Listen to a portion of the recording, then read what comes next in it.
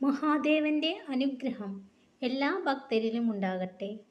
ഭക്തരെ വളർത്താനും തളർത്താനും കഴിയുന്നവരാണ് നിങ്ങൾക്ക് ചുറ്റുമുള്ളത്. വളരുമ്പോൾ അമിതമായി അഹങ്കരിക്കരുത്.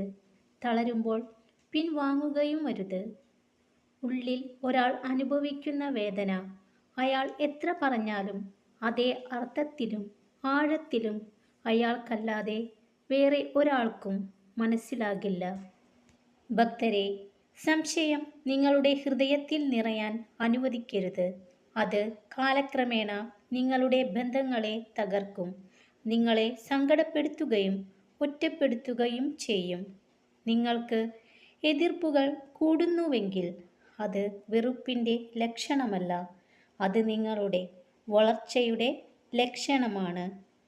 നിരന്തരമായ പരിശ്രമങ്ങളാണ് നേട്ടങ്ങൾ നേടിയെടുക്കാൻ നിങ്ങളെ പ്രാപ്തരാക്കുന്നത്.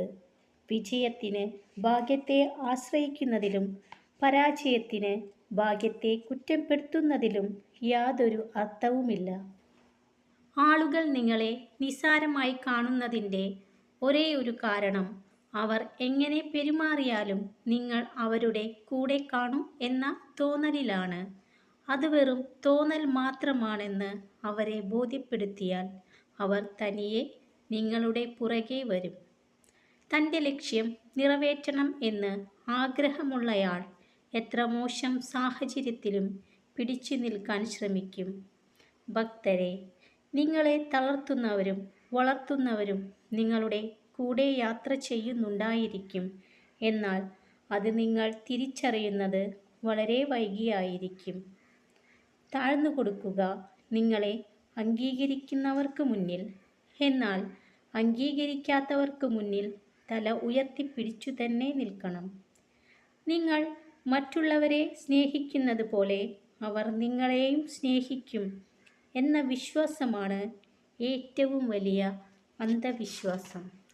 ഒരു സ്വാർത്ഥനായ വ്യക്തിക്ക് ഒരിക്കലും യഥാർത്ഥ സ്നേഹം പ്രകടിപ്പിക്കാൻ കഴിയില്ല. കാരണം സ്നേഹത്തിന് പങ്കിടൽ ആവശ്യമാണ്.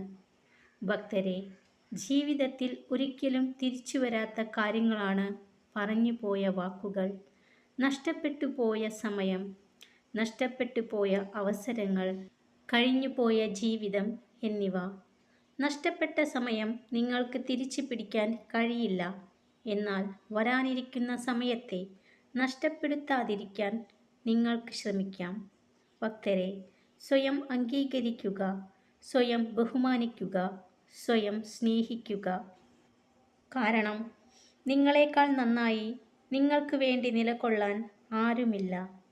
ഭക്തരെല്ലാം സന്തോഷത്തോടു കൂടിയിരിക്കുക. മഹാദേവന്റെ അനുഗ്രഹം എല്ലാവരിലും നിറയട്ടെ. ഓം നമഃ ശിവായ.